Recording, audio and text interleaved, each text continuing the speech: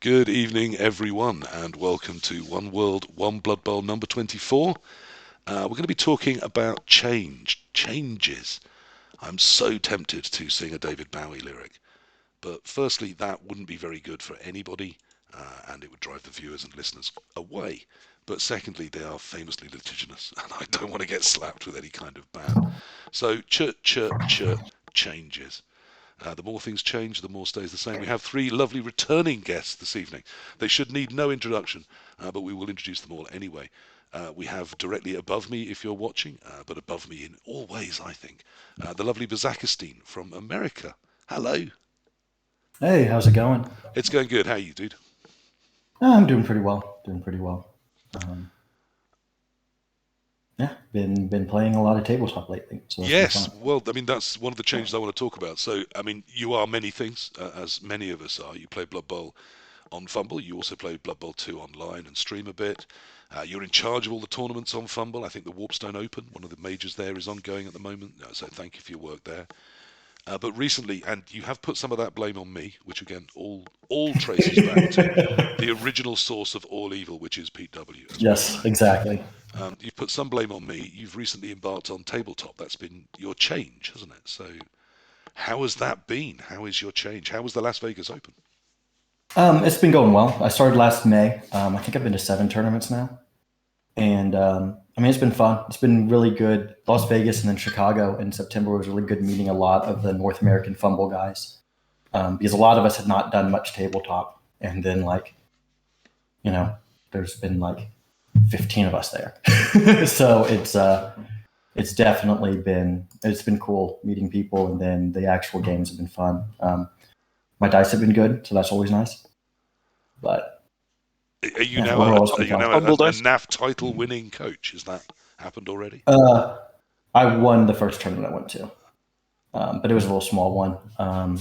The two bigger ones I went to, I did okay, but there were guys from Fumble who won both Chaos Cup and then just won the one in Vegas as well. Happy Grew won Chaos Cup, and Dasher Go won in Vegas. Two incredibly good coaches from the online scene. So lovely to hear they're embarking on the tabletop. Is it fair to call it a change? I mean, it's still Blood Bowl. It's still Blood Bowl. It's the main thing I'm finding is that it's hitting more of the same notes when I was like earlier into Blood Bowl, where I'm just like actually enjoying the individual games a lot more. Um, and I mean, it's yeah. Corpax was there in Las Vegas. I met him, so that was cool. But yeah, no, it's I think that the social aspect has definitely been enjoyable. Like in Las Vegas, the games were largely secondary. Is it once you know these people now, rather than just them being names online? Is it are you as ruthless? Do you think? Um, yeah, maybe more. As far as like the guys I know from Fumble, I mean, it all felt like fairly natural pretty quickly. Also, like the guy from Fumble I played in Las Vegas, I was a little bit intoxicated by the time we played. It was the last game of the tournament, and there may have been, some people may have thought I was rude if they didn't know me already. What about? I mean, talking about how it feels more like those early days on Fumble, or when you first discovered the game. Perhaps that was Blood Bowl 1. I don't know. Yeah, I discovered on Blood Bowl one. But I've seen you on Blood Bowl 2, a day before the season ends. Like me, you've been way too busy or lazy, as other people would use the word, to grind the games out. Suddenly, look a day or two before the end of the season, think, oh, I'd quite like to qualify. Sit down and throw 30 games on an Amazon team. I've seen you do that. Do those games feel as special as when you sit down at the Las Vegas Open and play maybe 6 games over 2 whole days? Um, Can you still keep that focus? Does it feel the same Blood Bowl, or is one just, you know? the Amazon run, which I did in all like the last 34 hours, actually is one of the few times where I kind of felt the same way because like the goal was just to win, like winning the individual games. Like the goal was, all right, let's see if I can like do this because this is something ridiculous I shouldn't be able to do. Hmm. Um, I think a lot of it is I don't enjoy online as much, like playing the game just to win the game as much. while playing in tabletop, it's very much just like having fun with the game. And even like one of my favorite games in Las Vegas is the one game I lost there. I had a great time. It was a really fun game. And I think that it's harder to keep that mindset online when you're playing someone that you don't know, when you're not talking to, when you're not, you know, having a laugh with. Yeah, I mean, that is the big difference is that human being is there opposite you. Is that an environment you're comfortable in? Are you a people Yeah, person? no. Well, no, I'm not, but I am at the same time. I'm both. But I found that I've liked the tabletop thing. I mean, I definitely had like some worries going in, mainly that with the smaller local ones that I'd be overly competitive, but that has not seemed to be an issue because if I am, I'm not the only one. So it's not that you're not overly competitive; it's that everybody is anyway, so it's fine. There's enough of them there that everyone's used to it, you know. Okay. But Eliod, let's say hello. Thank you for coming on. Mike, feel free to launch on in. I don't want to keep you on the back burner, as it were. This is all of us talking, and we've all been on before. I've been talking about change. You've changed a lot. You used to be taller for a start. You've seemed to have shrunk in your camera. I was just role playing a gnome, so I've probably not quite got the camera down to the down to the correct elevation. But yeah, good evening. Thank you very much for the invite. Saw Lovely it to be on close it again. was. Well, lovely to have you on always. I'm always interested in your opinion. I think you come from a very different angle to me, but just as analytical. I've talked about changing in terms of changing over to Fumble. I mean, I'm not saying you've left the Blood Bowl 2 community or the streaming side of it. I'm sure you'll be all over Blood Bowl 3 when it launches. But it does mean you've changed sort of client and rule set sort of simultaneously. I mean, how was it? How's your Blood Bowl going? And how are you finding that? That's three big open questions to get you going. Yeah, good question. So I actually changed to the 2016 rule set originally because I went to Fumble in just under 3 years ago, I think, like early 2020, basically to play Chaos Renegades. Because one of the few teams that Blood Bowl 2 doesn't have is Chaos Renegades, outside all of the Secret League stuff, which is really cool, but I've not like tapped into that yet. But yeah, they don't have Chaos Renegades, so I thought I'll go and play them on Fumble. And in terms of the rule set, and to be honest, it largely applies a bit less, but largely applies to 2020 as well. It's still the same game, right? If you can play the CRP rules, if you can play the Blood Bowl 2 rules, then you can play 2016, then you can play 2020, and there'll be the odd thing that pops up for sure, and maybe a bit more in 2020, but it's still the same rule set. So there's not a massive amount of adaptation. Maybe the biggest adaptation is sort of finding those, if you're some kind of like ultra competitive try hard, at least finding those sort of the bits to exploit, finding the most powerful race, finding the most powerful combination of skills and this kind of thing, right? Yeah, so there was definitely a bit of a need to adjust to the client, right? That was probably the bigger one. Yeah. I started a little bit with Blood Bowl 1, but other than that, mostly played all the Blood Bowl on Blood Bowl 2, and for sure coming across to Fumble, a different client, different ways in which things were portrayed, like turn counters. If occasionally I stream some Fumble games on stream, and people might have noticed that sometimes I get confused about what turn it is. There's just something that's slightly different in the Blood Bowl 2 turn counter to the Fumble turn counter, and so I'm like, wait, what? I thought I had 2 turns. I only have 1 turn. Oh dear, or something similar, and that kind of thing. And the orientation, right? This was one that I saw a surprising amount of people discussing. I never realized it was such a big thing, or at least for people at large. I was sort of somewhat thrown by the horizontal left to right to left versus up and down orientation that you get in Blood Bowl 2. And yeah, that was maybe one that took me the longest to adapt to, and maybe still haven't, but I actually do quite like the left to right, and I've not switched now, even though Fumble has introduced the up and down. Yeah, Fumble now has a vertical client, both just a vertical pitch, but also a box-shaped one, so it moves all sorts of things around. There's now sort of 3 ways you can choose to have the box on the screen. Sadly, the box is still the box sized. It's still the size Java wants it to be, and I know that's a problem for lots of people. But we did also conclusively prove, I expect these objections are melting away now, because we conclusively proved on One World, One Blood Bowl that actually the orientation of the pitch should be sideways, with people sat on opposite sides of it, not at the ends. That is the only pictures in the box set shows it should be played that way. So that is correct. Everyone that's sat at the end of a pitch, you are in the wrong position. And I mean, it's fine to be wrong, but just be aware you are wrong. And I get the impression that if you developed playing Blood Bowl like without in your own little environment, everyone who does that plays the way it's shown in the Do that? in the I box. don't. I think because I grew up playing side to side. I just played with my brothers, and then Sure. But I mean, in a tournament setting, it makes a lot more sense to play. I grew up end-to-end. playing alone in my bedroom against another version of me, so I was sort of all around the board. Where did you sit? Wherever both sides. I mean, I would move physically when I took different turns. But yes, it was both sides, not ends, so that is true. There were some board games when I was a kid that you sat on the ends of. There was one where these sort of tanks marched forwards over holes. Occasionally one of them would pop out and blow a tank up, and that you sat behind them.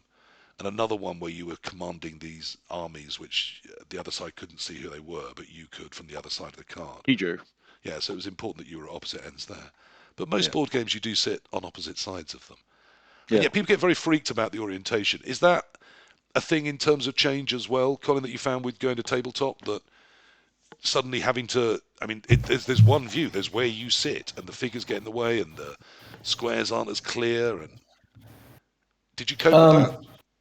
So I've had one league game where I may have put 3 squares in between my players instead of 2 and just let them blitz the ball. But besides that, it's been largely fine. But that one time I was like, oh well. But for the most part, it hasn't been like too much of an issue. Have you stood up and looked down on the board yet? I'm sure I have. I mean, I've played some games standing up the whole time, just because of wherever it was as well. But sometimes it's been to the side, sometimes it's been, in the end zones. Just kind of has depended where we were. And I think I definitely prefer being on the sideline than in the end zone. I think it's, when I'm in the end zone, I have to stand up sometimes because it's like my pieces, my little miniatures are way over there. Someone's pointed out that actually in Blood Bowl 1 and Blood Bowl 2, the diagonal view is the default, which is clearly utterly wrong. That's true, yeah. We can all just unite and agree that is wrong. The pitch is oblong shaped, it's not square, so it wouldn't even be a diamond. That's just wrong in every conceivable way. And anyone that plays it that way is a freak and should stop it now. They probably just haven't realised, have they? No, I mean, it's fine. I mean, play Blood Bowl however you want. What I'm jealous of and what I'm trying to get to, I'm sure everybody watched The Queen's Gambit, with the character playing chess on the ceiling in her mind. I want the board to just exist in my head. And you not get that at the end of a weekend playing Blood Bowl? Surely you see There's times it comes on the inside of your eyelids. There are times that as I'm moving through the house, I'm thinking, 3 more steps and I could block my son. But I'm not quite at that point where it exists just as a framework in my head. Is that, Elliot, do you think that's where we need to get to? Is that the future of Blood Bowl?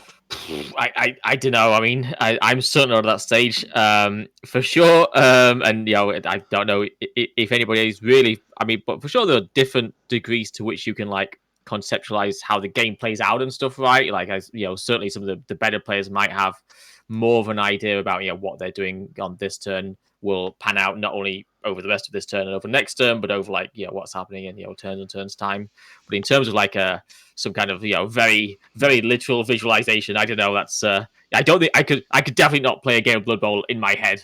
I don't think. Although I never tried. I guess we're interesting. So if Blood Bowl 4 is a VR headset and you're stood on the sideline as the coach. Oh, that would be really cool, yeah. Are you going to be able to coach it from there? Are you going to be able to tell them what to do? Yeah. You wouldn't get a very good view, would you? Really? That would be the worst possible position to be to play Blood Bowl. Yeah.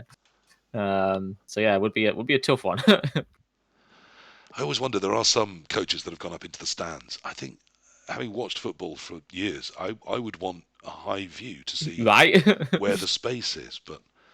Maybe that's just me. Yeah, BB4, the haptic experience. Yes, perhaps we'll just swallow a pill and that will take us to BB4 land. And maybe we'll get to play as the players, but perhaps we will be a coach stood on the sideline rather than top down. Mike, we're talking about change. You wrote a lovely article for Blood Bowl Tactics, the French-Canadian Quebecois site. which has both English and French versions of all of their articles, which are always extremely classy. Blood Bowl They've- Strategies, I think. Blood Bowl Strategies, that's right. Had some of the Blood Bowl greatest Tactics authors version. around in Blood Bowl have written for that site. In fact, I think they have a very high bar in terms of the quality of people they allow to write for them. I happen to have had an article there once, so just in passing, just want to mention that. You wrote a lovely article about the changes from 2016, late 2016, because obviously we saw that did become an evolving rule set Yes. into what's now. I mean, second season is its Ugly Games Workshop name, but I think 2020 is how most of us know it. The new rule set. I say new. I mean, 2020. We're in 2023. Yeah. We're 3 years into this new rules, but they're about to be launched to a whole bunch of people through Blood Bowl 3.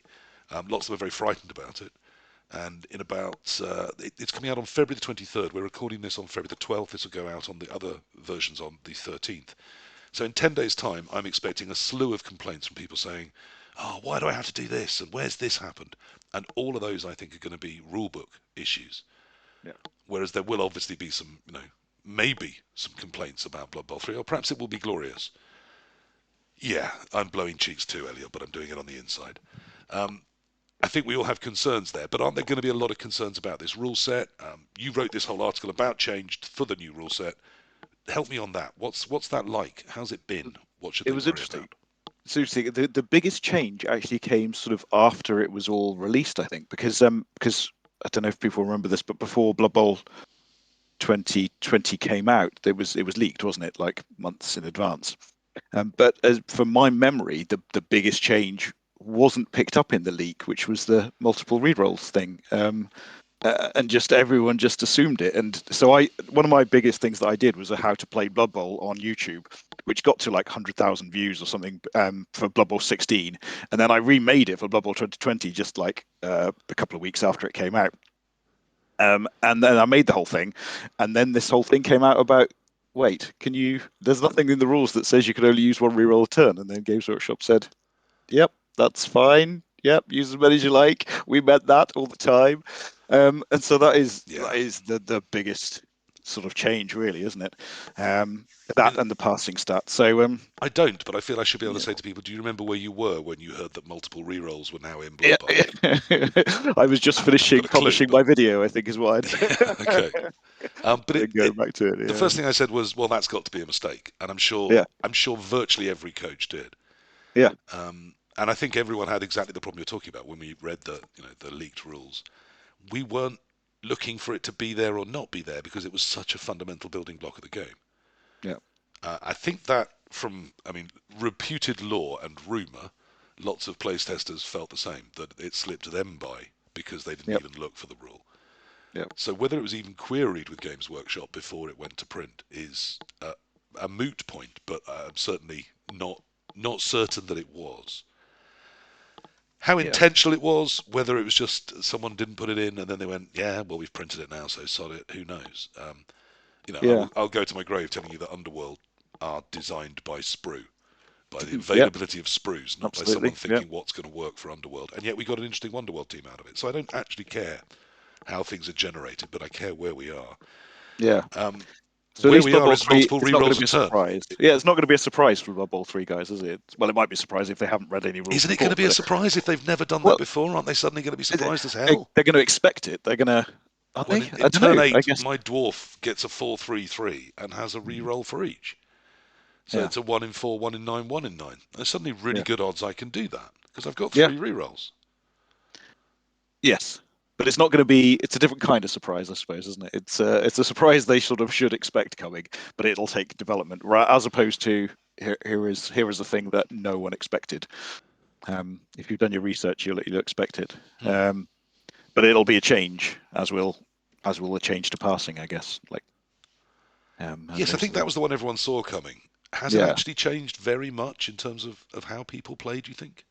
Just it's. My impression is it's bashed the agility teams a little bit in that you don't get the 2+2+ chain all the way up the pitch. It's got rid of the quick pass option and it's got rid of the ridiculous recovery option if that relied on passing. So Skaven can still do the ridiculous recovery because they rely more on movement than they've got the pace and the agility. But if you relied on a Wood Elf passing to another Wood Elf and then quick passing and then handing off and running up the pitch, then that's gone a little bit. Yeah, I mean, I kind of what I found a little bit in those situations, if I'm on the control team side, you may want to use the pejorative bash. I choose not to. And my ball is stolen. They find it harder to get it away, Yeah. which gives me a slightly more chance of getting it back, which I think is good for the dynamism of the game to some degree. I mean, that said, there's a lot of pain being caused to people that like to throw the football. Now, there's an episode I'm considering doing on people who are wrong about Blood Bowl, but forcibly so. And one gentleman wants to come on and tell me how passing is absolutely fine. I have mentioned this on shows before. It's not, though, is it? No, it's not, and it's also, there's also the perception of it being not as well, and the perception of it being not means that people aren't taking throwing and agility teams as much. So the bash has become a lot more prevalent at tournaments, and it's probably a self-fulfilling prophecy in that you don't see as much agile moves. You see a lot fewer touchdowns per, like in tournaments and stuff. We don't really get the 5-0, 6-0 as much anymore. You'll see like one every few tournaments, whereas they used to be occasional. Like, yeah, you'd I mean, sort when of see every them elf was a coming thrower, of course, any ball that's Yeah. loose can be whipped up the field and scored, and suddenly you can just be setting up 3 times and a half. Yeah. I mean, I do think it's quite interesting that you've got to keep a much closer eye on where your thrower is. Yeah. And throwers become a really vital asset for any team that puts one on there. Yes, I even mean, after you've used leader. Yeah, I mean, well, yes. Are they just leader caddies anymore? Do they now, do you want to actually keep it safe, perhaps? I mean, I suppose leader means you do keep it safe. So there's maybe multiple reasons to, but I mean, human throwers, Skaven throwers, Khemri throwers all did get better, didn't they? Did Khemri throwers get better? Yeah, they went to passing 3+, I think. Okay. I mean, But that's not they're not relevant, good. is it? No, It's not. I'm They've got no one to pass to. I'm not saying they're good. I guess I there's no just one to hadn't catch noticed it. because. So yeah. Yeah. I mean, that's So the devil with Khemri- passing, is there was always catching as well, wasn't there? Yeah. And But catching is as easy, isn't it? yeah, and I mean, handing Yeah. off, it just means there's always one less roll because it's the same Yeah. catch, but there's no pass. So it's Yeah. always slightly better. So, look, lots of change going on. One of the things I always thought, I want to see where we are now because it's been around for a while with these new rules. I wanted 2016 to go. I thought it was a great rule set. I thought towards the end, particularly with the launch of the new races, I thought Snotlings were a real addition to it, for example. Old World Alliance fitted in fine. I thought it was a really good rule set. I thought there was loads of positives about it. But it was completely ossified. It wasn't changing, despite the new stars coming in, despite a little drip feed of this and that. Pretty much everything stayed where it was. I thought that was kind of good, that things slotted in where they were within the meta, rather than changing it completely. But it did need change, and we certainly had change. The game is very similar on the board, but there's huge amounts of change behind the scenes at the same time. I mean, yes, there's passing. Yes, there's multiple rerolls a turn. But secondaries, which used to be doubles, have gone up in price. I think that has actually changed how much is worth, saving for them. The new way of buying skills is going to completely change in an open environment. Whether you do get those primaries or save for a secondary, yes, you can build your ideal player, but it's going to take you time to get there. So time becomes a real management dynamic. Sadly, nowhere at the moment is doing redraft online, but that's a huge change as well, looking at the coaching decisions about who you cut and who you keep in teams. So we have changed. Is change good? Is this a good thing that we all changed 3 years ago? And is it positive? Do we like the new rules? Am I right? Am I wrong? Who wants to comment on this one? Some of the changes I like, but some of them I really, really don't. I think a lot of the on-the-field stuff I'm okay with. Wildly inaccurate being the only thing that I really, really dislike about like the actual gameplay. But he knows. But as far as the behind-the-scenes stuff, I really don't like the new SPP system at all. I don't like the way you can save up. I feel like it leads to more cookie-cutter decisions. There's just a lot. I mean, I'm looking at teams and it's like, okay, every carrier is saving for stats. Every string 4 player is just going to take primaries because they can't afford to save up for anything more anyway, and that's not really worth it. And so actually, this ability to have whatever you want means we're more likely to end up with the same thing. Right. And I find that, like I think there's some skills I'd be really interested in trying, but like I think like defensive on a source would be interesting. I don't think I'm ever going to save up the SPP to do so, kind of thing. Right. And then Whereas if it was randomly available, there's a chance you might spring for it sometime. Right. Like if I was, if I already had blocking guard and I got to a third skill and it was like, oh, I rolled a double, then sure, I'll give it a shot to see how it is. But am I going to save up the extra SPP for it instead of just taking whatever primary I can when the time comes? Probably not. Mighty blow tackle. And then with like still using lizards as the example, like why would I ever take a primary skill on a skink outside of sneaky gate? Because taking the shot at stat so valuable and you're going to score on it anyway. So you're going to get there over a season. So I just think that it's like, And once one skink hits that stat and you get a good one, presumably the others can then settle for a double and take block or sure hands or... Well, the others, at that point, the others aren't going to get any SPP, like ever, because they're done. That's the one that's going to score. So it's just, I feel that's been the big thing that's made it hard for me to spend a lot of time in playing progression in Blood Bowl 2020 is I don't feel like there's the magic and team building there used to be. Right. It's much more like, here's a formula, follow your formula. Is this good news for those of us who, and there are hundreds who plan to make YouTube guides as to how to build your teams in Blood Bowl 3? Because there's just going to be this is the right answer. You build it like this. No, because you can't argue about it as much. But I mean, it sounds like, as you said, there's a disincentive to taking those random decisions because you can pick exactly what you want. And yet we actually do have random skills in. Shouldn't that mean that everyone's taking those? Isn't that going to be the new meta? Whilst those tryhards grind for their eventual plus stat or their secondary that they want after their two primaries, isn't Johnny happy? And we all know who I mean. Has a certain reckless habit in Blood Bowl, who is going to roll randoms on every single thing that is capable of rolling a skill the minute it's capable of doing so. Isn't he going to be laughing at us all with his 46 SPP legends? He might be laughing. I don't know that he'll be winning, but in 5 years' time, he'll be laughing as it's taken him 1,000 games. Well, to get a selection of randoms that are actually any bloody use at all. Yeah. Some of the leagues I'm in, I've definitely seen people like just doing the randoms and just ruining good players, and it's like, yeah, you're getting it cheaper, but like, I'm not sure that guard shadowing in pro is a great blitzer.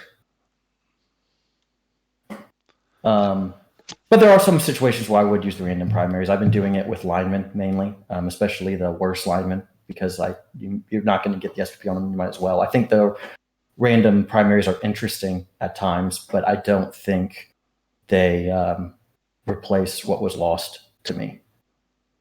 What did we lose? What was the old skill up system? I just liked a lot more. Okay. Is what it comes down to. And is it that ability to get lucky, to find a random, and that inspires you to try something you perhaps weren't planning to or weren't thinking of it? Yeah, it's if I can play the same exact race, have two teams, and just based on what the initial rolls are, they develop in wildly different ways.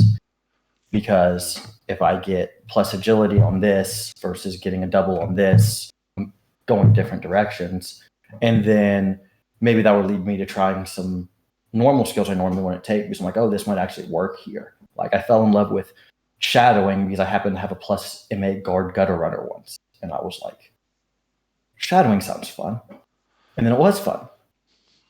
And that kind of direction when it happened, because if I rolled plus MA, if I had guard, I want to put plus MA on the gutter runner. Obviously you can't now, but if you could, like you wouldn't put those two things together anymore. It feels a lot more like now that because you pay a direct cost for everything and you've saved for that cost, that the bang for buck, that we can do the maths over, well, how often is I've saved up for this, how often is shadowing going to pay off compared to guard or compared to block? And that becomes a much easier sort of almost more painful assessment to make. But Elliot, I was right, wasn't I? We did have to change. We'd had 10 years pretty much of CRP. It was ossified. No one was interested. Surely change is good. Yeah. So yeah, I think change is good, and it's always a bit sad if you change from good to bad. But you can very much change from good to different kind of good, right? And you see a lot of games these days; they have like constantly evolving rule sets, right? They make changes to try and shape the meta and this kind of thing every few weeks or months or something. And obviously, the Blood Bowl changes a bit slower than that, but I think it's good that the rule set changes and shakes things up, like you said, because otherwise you are in danger of things getting stale and a bit too solved, which is harder in Blood Bowl, right? Like Blood Bowl is very difficult to solve compared to a lot of games, but still, it's nice to have things a bit different for sure. What for you were the big changes moving into the 2020 rules? What did you find the hardest to adjust to in your head? Yeah, so I guess the probably the three that have already been mentioned, which is the rerolls, the passing, and the actually maybe so I'll say the rerolls, the passing, and the leveling up system as Baz mentioned it. But yeah, I guess maybe actually not necessarily hard to adjust to, but the sheer power of DP sneaking it. So we've lost Claw Pom, right? We've lost Piling On. We still have Claw. It's slightly less powerful than it was before. We've lost the Piling On. But yeah, now we have Dirty Player sneaking it. And we have some Mighty Blow +2s and some Dirty Player +2s hanging around as well. And I guess a separate but related concept is that's also been slightly reduced in power with one of the recent FAQs on the inducement system is that the strength of the star players, some much cheaper and much more powerful star players out there. So yeah, in terms of like again going back to the super competitive try hard aspect, finding those pressure points to try and get to maximize the win rate and stuff. It's interesting to look at, and it'll be interesting to see in different formats. A new one coming out soon with Blood Bowl 3. Where things end up at in terms of what teams do best, but also what TVs, how strong are inducements, how strong are the star players, and will we be seeing like mega TV teams dominate, or will we be seeing, teams that can induce Morgan Thorgan, Hackflame, or Griff, or Bomber Dribble Snot, one of the most overpowered star players out there? Will they do well? Will your 290 TV Snotling team be the king of it all? So interesting to explore the meta, and that's probably the biggest open question for me. So kind of the hardest thing to adapt is exactly where does the meta lie right now, which is a good thing, right? That's the kind of the point of the change. But isn't that a wonderful opportunity? Exactly. Yeah. It's nice to have some uncertainty, right? I mean, do we know yet where the Blood Bowl 3 snapshot of the rules was? Because there are various rules that have evolved. Well, so there's been a couple of ongoing chats with a couple of the Cyanide people on the Blood Bowl 3 Discord that I've kept an eye on over the last week or so. And things sort of have come out a little bit interesting. The snapshot that they're launching is before the FAQ, certainly when the order of inducements was settled. Yep. So we're going to have the now deemed incorrect order of inducements, where the overdog can do all sorts of horrific things. And the underdog can also do some horrific things. Yep. So that's sort of bad in all directions. They have yet talked about things like New Norse and Amazons eventually making it into Blood Bowl 3. So they want to bring it up to date together with all of the FAQs and the new releases. But these have all been very much aspirational, and if we support it enough, and if we put enough money into the Blood Pass, which will be the 3-month sort of season pass, which you will either be able to pay for or earn by grinding the game, which will release to you one new race and a few cosmetics for it. And if you pay, you'll get the race instantly and more cosmetics for it. But they're launching with 12 races. There's currently 28 races in it. I'm not terrible at maths. I'm not very good at it. But I think that means it's at least 4 years until we get the races that currently exist. And that's if more aren't released. And they've also been very open about they're struggling with things like riotous rookies, because they've only programmed in space for 16 on each team, rather foolishly. So there's things that they're struggling with, things that they've been open about struggling with. We know it's launching without redrafting. We know it's launching without a competitive ladder, just with a sort of big ELO sorted system. And we know there's going to be no limit on team growth. So that's going to produce quite an interesting meta, isn't it? And yet there's only 12 races, which is going to, skew that once again. I wonder who'll be king of the hill. Had Khorne been in there, I have a sneaky feeling that with unlimited growth, Khorne could end up very, very dangerous indeed. More so than Chaos and Nurgle, maybe, yeah, for sure. Possibly so. Yeah, I think they might be the king of the Big Bash boys. Yeah. Um, I mean, Nurgle are just completely hosed, aren't they? I think, I mean, it depends on how long you're going to develop them. One of the leagues I'm in the US still is, the way it's structured, it's still very over 2K. And we've only done one season so far with Blood Bowl 2020, but Chaos won the title again. And, it's hasn't seen a huge shakeup in what's good there, but we've only seen one Corn team and they did well in their first season. So I think Corn can do well, but I don't think, I think the issue with Nurgle is it's just going to take so long to get them to be decent, like even longer now than it used to. But if somebody sits there and is like, I'm going to play 100 games with the Nurgle team, they're going to have a pretty good team at the end still. Are they though? Because even then, I always thought one of the secret powers of the Nurgle team was the rotters, which aren't as terrible as people think they are.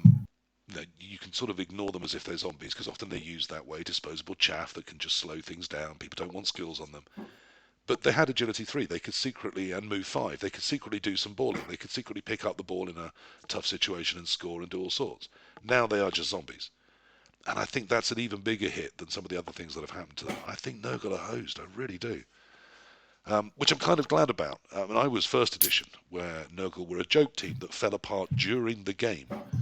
So but then, everything fell apart during that game because the whole game so just long. ended when people died, including the people playing it, because it took hours and days to finish. So yeah, I think Khorne could be the new king of the hill.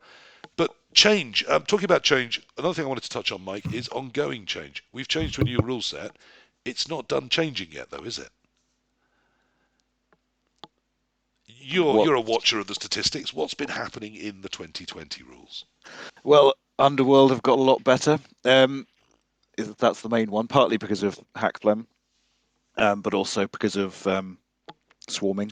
So Snotlings are not good individually, but having 13 or 14 players on the pitch is so much better than having 11 players on the pitch that that really helps. If you can't, especially if you can't dodge at all, and lots of the teams are bash teams, so they're not big on dodging. So even though the Snotlings don't have tackle zones per se, you still have to dodge through them. So that helps with the Underworld. And what's changing and what's evolving in the tabletop scene is the rules. So you've got the rules that are printed in the book, and then you've got the rules that a tournament is using, and those are evolving. So there's quite a big move towards no star players. Because first we saw the rise of the killer stars, didn't we? Elliot's already mentioned the +2s. There's only one +2 that you can roster on your team, isn't it? Which is the +2 from the Death Roller. Yeah. But everything else is stars. The other thing that was missing was prevalence, as well as undercosted and the +2s. Is the prevalence. So you've got your Hackflem on Chaos Dwarfs. You've got the thing that makes up for whatever Griff on Dwarfs, obviously. Insane, just insane. And I've described this as the rule set where someone who was very addicted to Bretonnians with Bo Galante behind it has written a rule set where every single team now has that option. Because everyone has access to a quick, ridiculously agile piece they can spring out from behind a wall of chaff. Yeah, and that was not made for any good gaming decision. That was a buy more star players.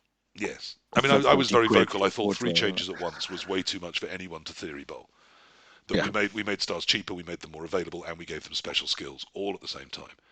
So I don't know anyone smart enough to tell me what those 3 were going to impact all at the same time and do to the meta, but completely screw it up. I was probably my guess, so I'm probably as close as anyone got to.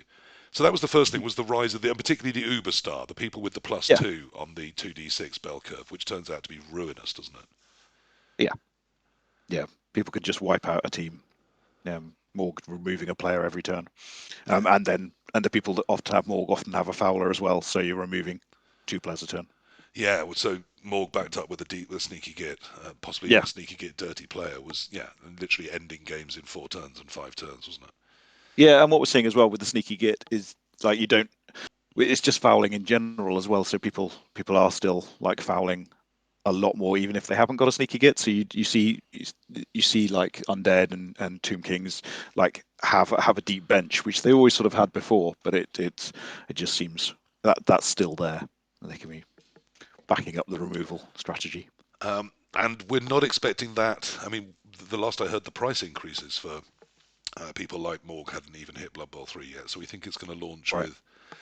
with star abuse still very much available to us. They have, of course, now been relabeled all as mega stars, haven't they? The Yeah. most abusive ones. Yeah, that was brought in like with response. It was almost like the Euro Bowl rules, wasn't it? And then became the World Cup rules, and then it became codified as Games Workshop rules. Is this Games Workshop working ever closer with the game to make it make sense and make it sane, or is it Games Workshop making a move on NAF territory? I don't think. I think to make a move on NAF territory, they'd have to support the game a lot more. They'd have to list tournaments that were happening, basically, which would be great if they did. No, I like if Games Workshop made a long-term commitment to list tournaments and list leagues that were happening. That would be a massive move onto NAF. It would massively damage the NAF, but it would massively make the game more popular. Yeah, I mean, So, Purple Goo was very feral about the fact that there's an enormous amount of Blood Bowl going on outside of the NAF. yeah. And I mean, I get it, of course there is, but to some degree that's a shame as well because. But the big thing we're seeing that with is tour play. Tour play is the for those who don't know, it's the sort of emerging market leader in terms of league management because OBBLM was so dormant for a long time, and people like tour play, and it's now being used for tournaments as well. So tournaments are being listed on tour play, and you can literally go on and say NAF, not NAF, NAF, not NAF, and you see how often that's happening. Yeah, which is, I mean, I think it's a shame. It is interesting to me that we've got so much potential and talent in Blood Bowl, and I want to get some of them on One World, One Blood Bowl. The people that make stuff, and I've got a wonderful app on my phone. I've got all sorts of wonderful Yeah. websites I go to, and people are doing that, but they're not sort of calling the NAF and saying, "I've got an idea. Do you want me to do it for the NAF?" Yeah. So it's still all happening in pockets. There isn't, sadly, One World, One Blood Bowl. There's lots of us, which is why we have a show like this. But the meta continues to evolve. We went past megastars, and suddenly we had the Dwarven Death Rollers. Now, have you had a chance to pore over anything from the Welsh? My wise man of statistics, because I'm going in March to a tabletop tournament. I've bought myself a Death Roller. It's got a rule set perfect to take one. I'm determined to do it, just to say once I have. But the world seems to be turning against the Death Roller. Why is this? Surely I they're think dominant. The NAF saw that. Until he got sent off. But yeah, I just it did. So what happened at the Welsh was the 6 or so Team England guys and Andy Davo all took virtually identical dwarf rosters with Death Rollers. But the top 6 placed teams were none of those, and the top 6 teams were things you'd expect. This is a starless tournament, which is quite starless except for stunties. And the top 6 teams were the sort of ones you'd expect to see. So it was won by cookie cutter Dark Elves, and Tomb Kings did very well because they're doing very well in the new sort of bashy meta. And I think Joe Manji came top of the Dwarf Death Rollers in sort of 6th or 7th. And I just think it can do damage, but it can't do enough damage to win you every game consistently. Wow. So. Well, you heard it here first. The Death Roller is dead. So when someone in my Discord, because people are starting with I don't know if you know it out there in Blood Bowl land, but the Blood Bowl World Cup website is now live. Tickets are now on sale, and we are starting to gather the clans and put some names together for teams, and people are buying tickets and planning their stay. So let's go play Blood Bowl in Spain later this summer. I'm certainly trying to get there. So as part of that, people have been chatting about it, who's going on what team, and then of course the question comes up, and what race are you coaching? And Storr, who we had on the show the other week, I'd love to have him here, who I always think of as someone right at the cutting edge of the meta, knows what's what in terms of how to break a rule set and what might be effective. His jovial response was Skaven plus 5 others. Are Skaven the new black in Blood Bowl? Are they what we must all be coaching in mid-2023? And is that because of the rule set, or is that just in general, because they're not the highest scoring. They're not the highest winning percentage teams. Are they winning lots of tournaments? Well, I mean, the way I've heard it described to me is that you can put Juggernaut on your Rat Ogre, who is guaranteed Yeah. to blitz, which means you can one turn. Yep. Because you can put Sidestep on one gutter, and you've still got lots of other skills. You just keep that one safe, doing whatever else you do. So you can one turn reliably, and then obviously you've got Rats who can keep the ball safe and score on your drive. So that gives you a 2-1 win in every single game. Is it does always joyful? work that way, right? Sorry, Colin? So it always works that way, right? Like if you can one turn, you're going to win every time. From what I hear, yeah, click Rat, click end zone, game done. Is it depressing that one turners are back when I thought this rule set was going to kill them, or do we think this is just something a passing fad that in a couple of weeks will fade from view? I mean, I don't know. I do know that so at Chaos Cup, which was a 160-person tournament here, Happy Group did win with Skaven.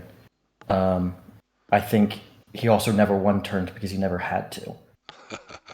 But he did have the Juggernaut Rat Ogre. Besides that, his team was somewhat ridiculous because it's Happy Crew. But I mean, I played against a couple of Rats a few weeks ago in the World Cup rules, and at no point did I feel particularly worried in those games. Just because they're still Rats. Like, it's very easy to say, okay, I'm gonna use my speed to score on turn 8, then I'm gonna one turn you. In practice, if your opponent's playing well and you're losing players and they know to focus on the Rat Ogre, it becomes difficult in a hurry. Yeah. But the one I played against Skaven at the Welsh, and by the time it was his turn to do a one turn, he had 4 players, so it's quite tricky to do at that stage. But as Eldridge pointed out, I mean, might we see? Oh lordy, might we see the withdrawn offense make its way onto tabletop ever more forcefully? Because if you're not there to be hit, then you'll still have the Rats to one turn with. So why oppose their drive? Why not just run away? And then you'll have enough Rats to one turn with to make it 1-1. And then run away, suck them onto you, and then break forwards quickly with your gutter runners for a 2-1 win. One of the off-sighted problems with the drawn offense as well is that you end up rolling a lot of dice in one turn. Well, multiple rerolls, that seems a little bit nicer now. It does. It is a worry for me. And maybe the rise of Skaven and the rise of this one turning is going to be the death of the rule set. Colin? I don't think Rats are all that great at the withdrawn offense because their line Rats aren't mobile. And like if you're doing it with like a Wood Elf team and you have to get the ball and you can't get everyone through, you can give the ball to a War Dancer and like, I got blotch. But a Gutter Runner at strength 2, it's if you can't get the screen in front and you only have a few players that are actually agility 4, you better not lose any of those or you're out on an island. But that being said, I mean, so far the Skaven I've played in the NAF style, Strider crushed me in TSD a few weeks ago. Now that's Strider. He did not one turn me because he didn't need to. But I think just generally, I think just if you're playing to score on turn 8 and then do nothing in one turn, I just don't think that's going to work often enough to be worthwhile. I'm not sure there's a lot of people out there on tabletop that have had a lot of experience against it. We'll see. I think it's interesting that they're on the rise and that we've seen in 3 years we haven't seen the meta really settle for this rule set yet. It still seems to be changing and altering. And there was a lovely article online recently talking about how Dark Elves are actually king of the hill. San, furious nodding. Are they? Yeah. Are Dark Elves the secret cheat code for the 2020 rule set? Because they're in Blood Bowl 3. Yeah, I think Dark Elves are they're just gonna stay good, aren't they? Their game didn't change much between the two. Between the rules, basically, someone was asking me for roster advice for the Welsh, and it was thinking about Sneaky Git, lineman, and something like that. And I just said no, just go with Cookie Cutter, and he did well, and Cookie Cutter won it as well. So didn't miss the Sneaky Git, and there were Sneaky Git Dark Elf builds on Line Elves, I think, and they didn't do as well. So obviously small sample size, but I think you don't need the new toys with Dark Elves. Yeah, and I've it actually depends done on the both. prevalence of the new toys. I've So. done both last year, and I found it was a bit of a push with the sneaky git Dark Elf line person. About half the games they were really telling and really got me somewhere. One of them they got sent off on the first foul they did, and the other two they just didn't really do anything. So it was one of those skills that I wouldn't rely on it. But yeah, there was a couple of games where it was quite key. And then the tournament I went to and didn't take one, I didn't really feel the loss of it. I still put a couple of key fouls in. I do think you're right that fouling is back, baby, back. Yeah. You don't have to have a sneaky git. You don't have to have a dirty player +2 or even +1. I think people have just realised the power, even of a good stun, in terms of creating space, giving you that opportunity to get away from things. I think fouling is the new everything really in terms of this. And it's almost. I talked about Undead and Tomb Kings earlier being good foulers, and that's because of the guard being allowed to be used on fouls. So that'll. Yeah, I think my impression is that online players like fouling more than tabletop players anyway, and I think they're going to love the guard. Yes, guard being buffed was an interesting choice. One of those ones I'm sure no one saw coming as well. Online players, do we love to foul more, Eliod? You're resolutely online. I can't tempt you to the table yet. Yeah, I'm not in this camp. I think I really I'm not a massive fan of foul as a mechanic. I don't really know why. I think maybe it's just the inherent. It's compared to taking a block, it's much more high risk, right? So maybe I just kind of instinctively go away from it because of that. But yeah, I've definitely embraced it in 2020, and so that was kind of an interesting perspective of the tabletop style, like the NAF style Dark Elves, whatever. For me, it's pretty scary that from the progression perspective, the Dark Elves can get their Blodge Elves, their Blodge Step Guard Elves, and they can get the new toys. Stick a couple of DP sneaky hits on the Dark Elves as well. Yeah. It's crazy, right? The Elves now have like a large portion of the removal power of the Bash teams. It's scary stuff. Yeah, there is a difference. Yeah, absolutely. Colin, you've been Dark Elfing a bit, haven't you? Have you been sneaky kitting with them? I played Dark Elves at Chaos Cup, and we had 7 skills. So for my 7th skill, I took Sneaky Git because I had the 2 Wrestle Witches and the 4 Dodge Blitzers, and it was like, may as well. Yeah, and 100%. I may play online, but I don't know how to foul. I don't really do it. But I found it helpful. I mean, getting up players on Orcs as Dark Elves, I find usually leads to winning. Overall, I thought it was useful, but it was useful because it was not my plan A or B. It was, well, I have an opportunity to foul here and I can. Yeah. And so I think, so I went 4-1-1 at that tournament, and I was reasonably happy with it. And I thought that the Sneaky Git was helpful, but I also don't know that I would have done any worse without it. Yeah. It's I mean, I do think people are in the chat tending to agree that they think people online tend to foul more than in tabletop.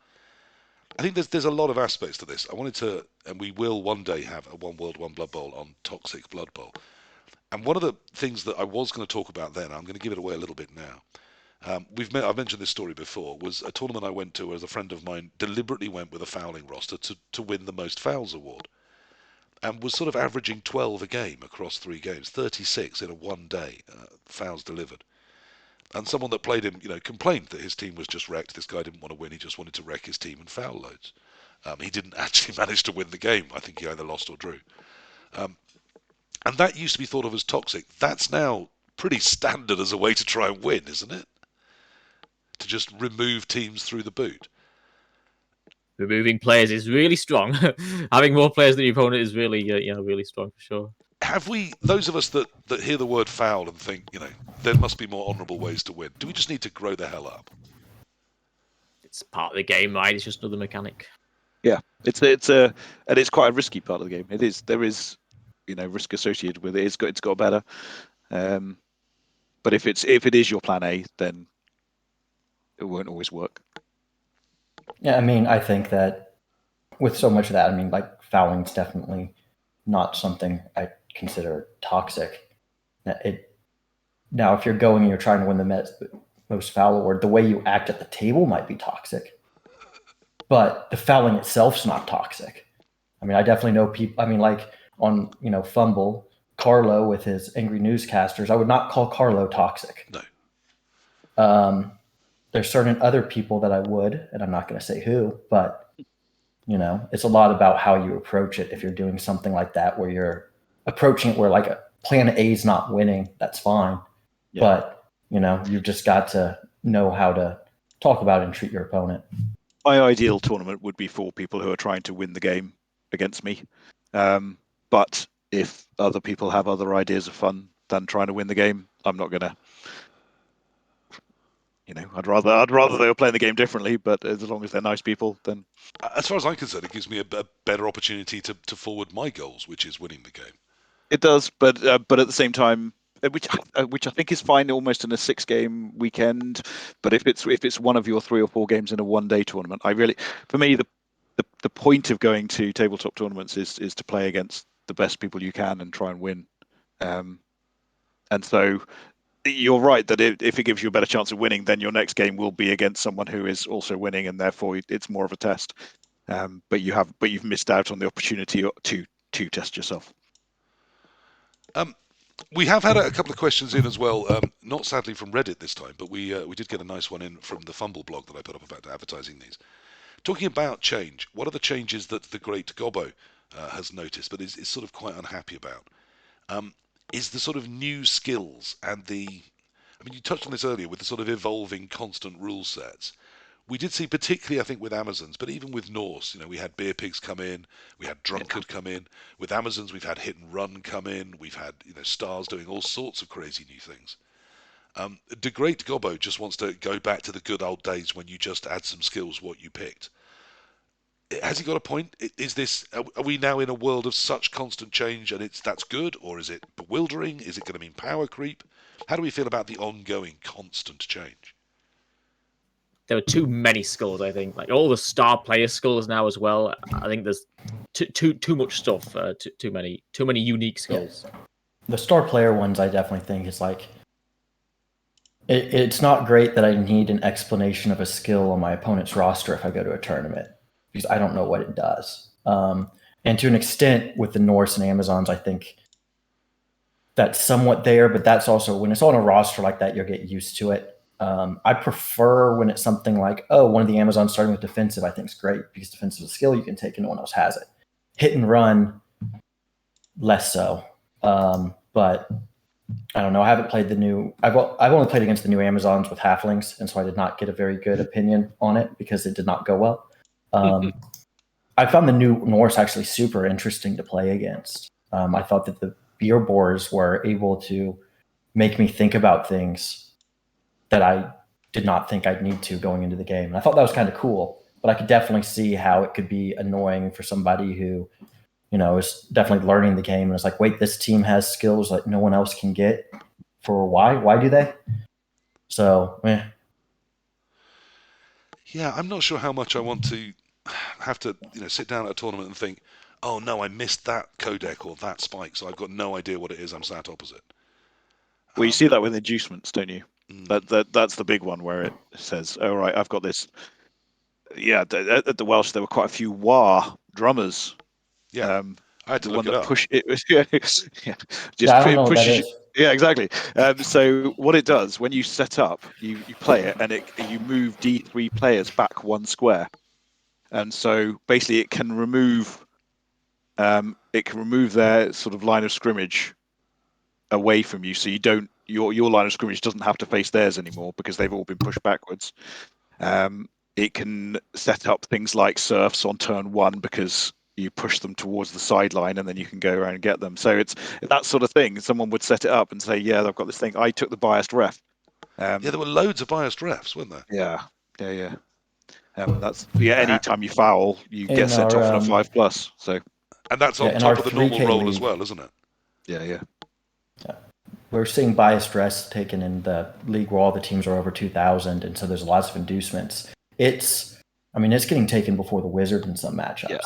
It's becoming very quickly like it's one of the inducements people have very quickly figured out. This is very good, whether you're the team that wants to foul or you're the team that doesn't. Yeah. Now there's a sort of standard biased ref, and then there's about 8 different named biased refs. Yeah. Do I need to know about them all and know which one is my favourite? I don't know. I don't know them all yet. This is the big change for me, is that I knew the rules. I knew CRP backwards. I knew most of BB16 spikes.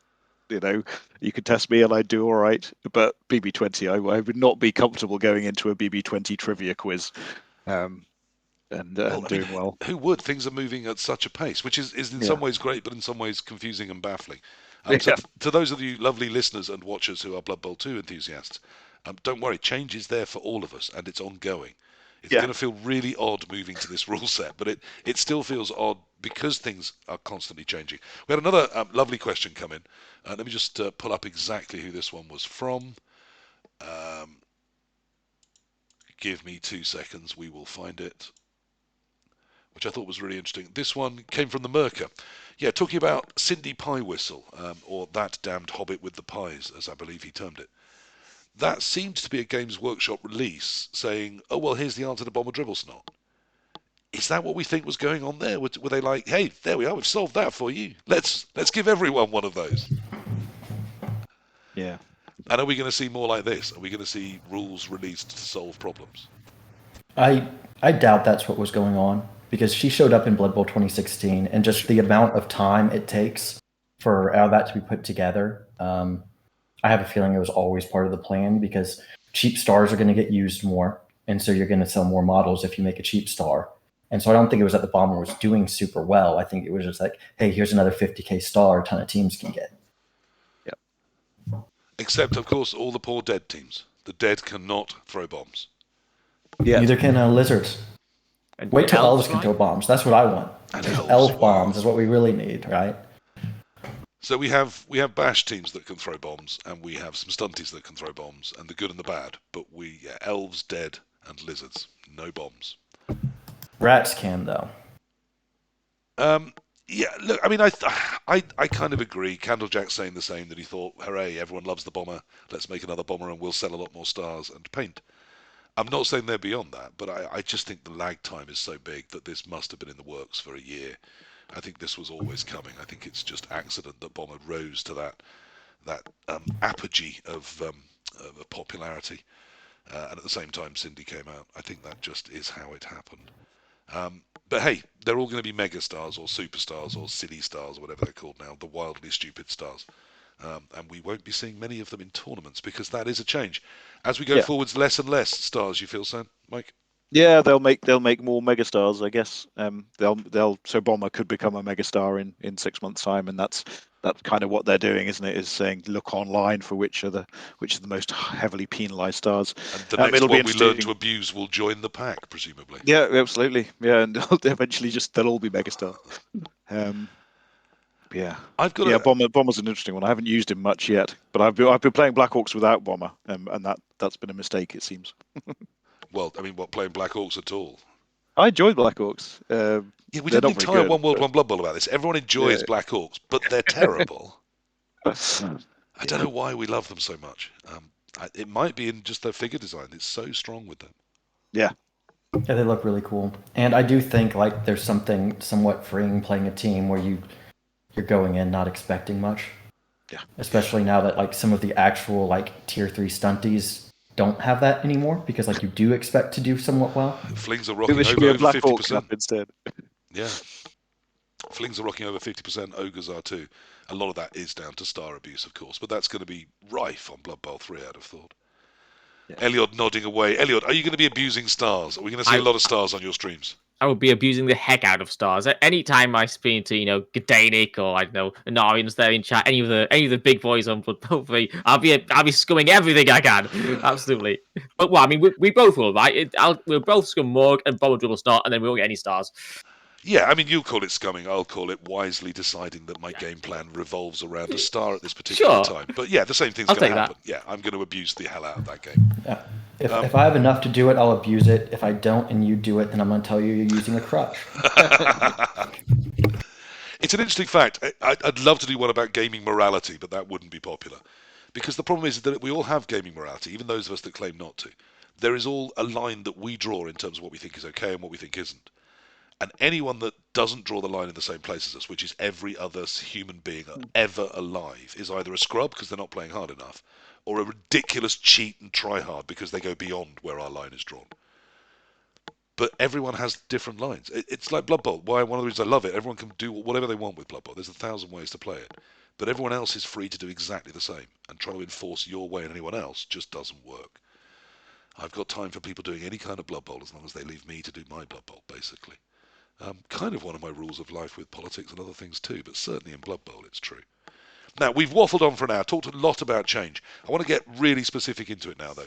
There is a bunch of people about to launch into Blood Bowl 3. It's coming in 10 days' time. They're facing this new rule set. There's going to be a state of heightened panic. They know they're going to have to pass and be aware of their passing skill.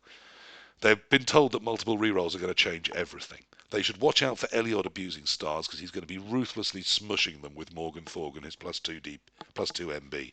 And if not, his death roll of +2 DP is going to be up in your face. What else should they be expecting? They're expecting change. We've all been through change in rule sets, in ways of playing Blood Bowl. We've conquered it. We've come through wiser and stronger. We are the great and the good. Let's help these poor Neanderthals struggling in the foothills of Blood Bowl 3. What should they keep in their head? What should they be doing going forwards? How should they be thinking about this? Colin? Be prepared to have a ton of journeymen early on because badly hurts are less likely. So you're going to have more and more missed next games. Your appos are going to work less. And I think that's one adjustment that is giving people a lot of trouble because it's like you can't do what you feel your team's supposed to do. And you just got to get used to, I don't have everything I need every game anymore. Do we need to be moving towards bigger benches, larger rosters?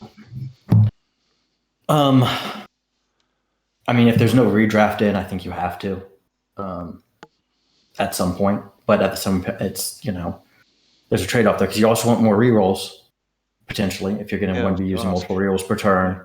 And a lot of teams' base rosters are a little more expensive now, so you can't fit as much to begin with anyway. So it's just if you get 2 missed next games, the first or second game, it might not be a restart the team because you're probably just going to get it again. With I mean, you love the lizards. Are you going to have to get used to maybe averaging 5 Sauruses and a Crocs? Just rotating one through the missing because... Yeah, and I mean, I think to an extent, that's something you're going to have to get used to. You also, just the starting roster for Lizards is tight now. You either have to go no Crocs or 1 reroll. I haven't played them much yet, but they're not even in Blood Bowl 3. But yeah, it's... teams like that, I mean, if you're going to give Black Orcs a chance, don't expect to have 6 Black Orcs every game. If you're going to give, Orcs a chance, some of your biggins are going to be missing because they're going to take hits. And it's, also don't fire niggling injuries. Well, we've just, interesting, Dementor's just come in on that and said niggles are worse in his opinion, their opinion. One shouldn't assume. Because old niggle, you just fired them because it was a dead player. It was an absolute liability on the pitch, and certainly in a control team, any kind of bash team, you just didn't want that player that was so easy to remove usually. Maybe in an elf team you could get away with a niggle because some elves you don't want to hit that often anyway. But he says now you keep them, and of course they're more likely to die. So it actually is a bigger problem for the team during the game. Is he right, or are they nothing now? They're not nothing, but it is like once a player's been niggled, especially if it's happened more than once, you probably don't want to use the Apple on them ever. Just let them go whenever they're done. But you just can't. They happen too often to afford to replace. This is also where not having redrafting. Like if you have redrafting where you can roll at the end, then you definitely keep it. Yeah, because 50% of the time that niggle disappears, doesn't it? Yeah. Well, 2/3 if you're playing a team with an Appo. Yeah. So well, yeah. It's and the league I'm in, I had an Appo and 3 of my 10 went away. I was very very happy with that. But yeah, I think the new injuries are something that's sneaky different, especially because like a lot of the sell is, Claw and Mighty Blow don't stack. Now we don't have piling on. You're less likely to get hurt. Well, in practice, you're more likely to miss players still, even if you're taking less casualties. Yeah, there was an incredibly surprising blog on Fumble, which did all the maths and laid out that essentially niggled injuries, just like decay, what they actually do is only change your percentage that you're going to get badly hurt into your percentage of kill. So you're more likely to get rips and less likely to get badly hurt. And each sort of niggle moves that by about 6%. But all of the other outcomes don't change at all. That wasn't the surprising thing. The surprising thing was that it was a useful blog written by Matt Dacker. So most of us found that really surprising. But it was genuinely really, really good, really useful, and a real positive addition to the community. So that was strange. So do we think it's starting teams that are going to change more, or evolve teams that are going to change more? One of the things I think is going to be very difficult. Blood Bowl 2 has been. I've often, made the joke about Japanese soldiers fighting World War II in the 60s in the islands of the Philippines. It's been its own little closed pocket for a long time of rules that haven't changed since it was released, but changed everywhere else instantly when it was released. So some people arrive to it already having known those rules for 5 years, and then put it onto that meta. And because the way they built Dodemath and the way they built the Champions, the CCL, and the Champions Cup, and whatever you want to call it, it developed its own unique flavour. I've never seen Chorfs quite so dominant anywhere else than they are on Blood Bowl 3. And I think it's been really interesting to watch that happen. One of the things that's developed is an incredibly low reroll meta.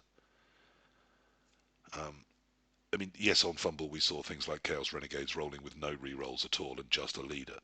But that was very specifically about abusing a different system in a slightly different way. On CCL, it's very, very common for the sort of biggest teams to end up with maybe 3 rerolls, and then head into a knockout tournament with 3 rerolls, which is, insane to someone that's come from Fumble and seen maybe 5 rerolls as standard if you're looking at a knockout format.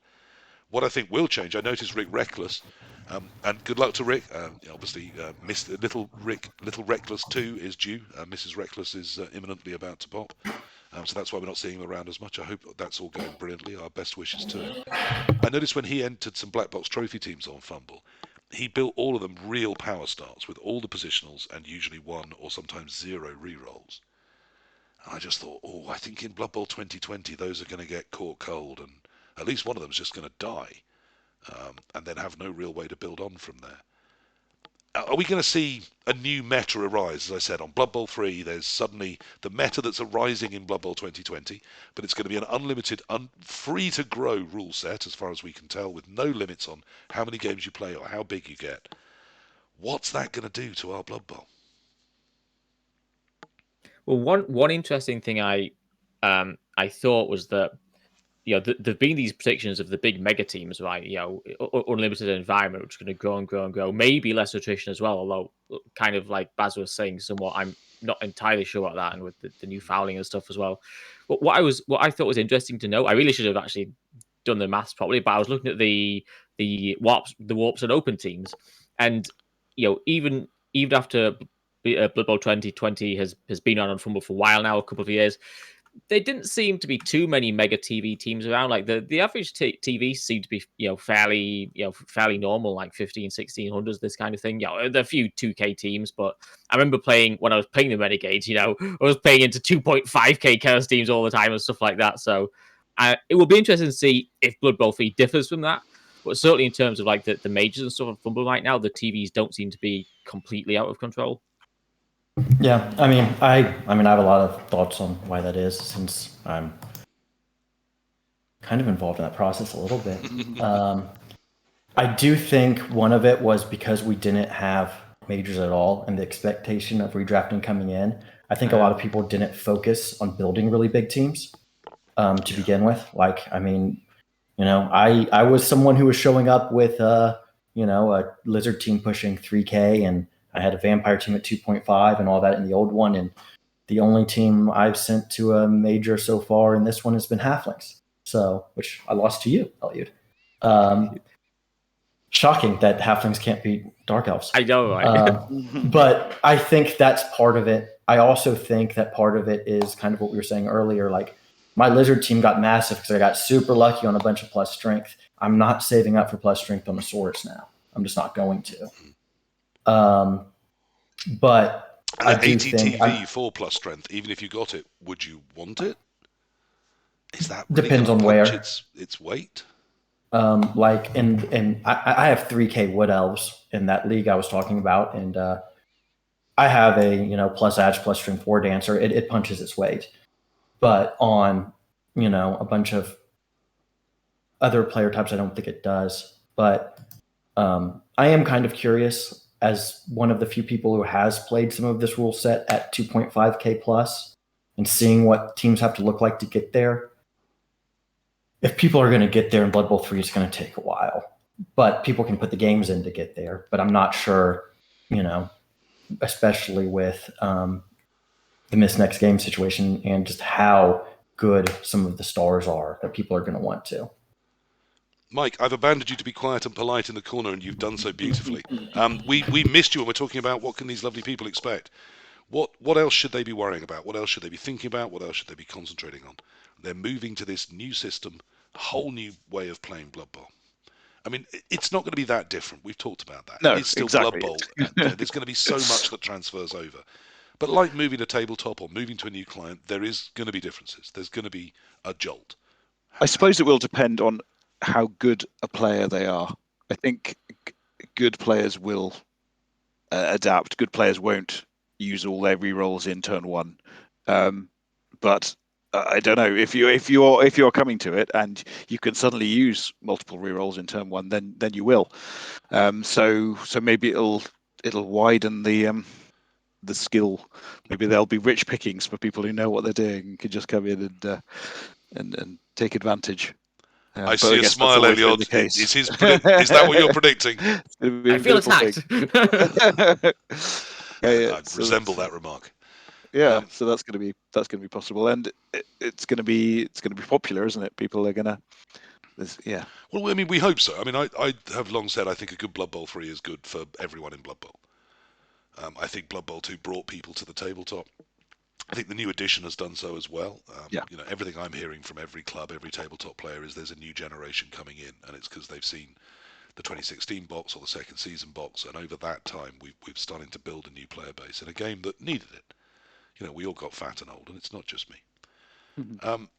It's not tied up as much as you'd want it to be. Like that, it would have been a wonderful thing if in the 2020 boxes there had been a slip saying, "Here are your local tournaments. Here is the NAF."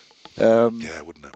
And similarly, it would be great if when Blood Bowl 3 shipped, you said, "And here is this great big tabletop thing as well." But there's no incentive for them to do that particularly. No, and yet, I mean, it's all one IP, so presumably, Yeah. I've long thought they don't earn much off me, but they do off the people that paint, the people that buy all the models, and I need them painted and modelled for me, so ultimately I am involved in that process too. And it keeps the hobby alive, and what keeps the hobby alive then sells the rule sets, sells the plastic to the painters who are actually, the root cause of the profit of Games Workshop, bless them. What's going to be the thing that you... Any wild predictions from any of you? What are we going to see on Blood Bowl 3 that you weren't expecting, that is going to be new and unique to this meta? Only 12 races, most of them quite terrible. The likes of, Chaos are in there, Chaos Pact are in there, Imperial Nobility, Black Orcs. These are terrible Blood Bowl races.